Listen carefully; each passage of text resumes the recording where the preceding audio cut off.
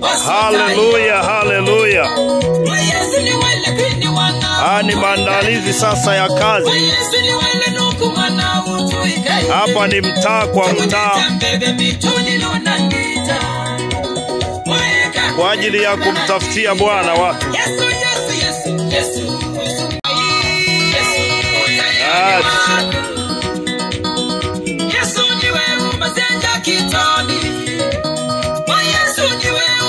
Hapa ni chaka tu chaka. Hapa ni kijiji kwa kijiji. Hapa ni mtaa kwa mtaa. Hii ni kwa ajili ya kupiga uinjilisti na kazi za kitume. Yes. Ndogo wake na Yesu hapa. Hapa ni kijiji kwa kijiji, mashambani na vijijini.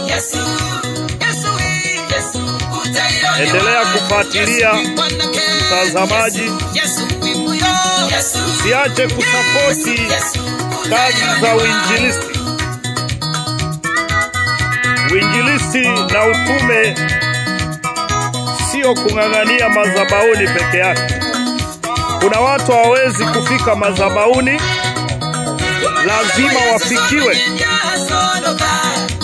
Wengine hawezi kufika kanisani kwa sababu ya mipaka ya kidini, wengine mipaka ya kimadhehebu.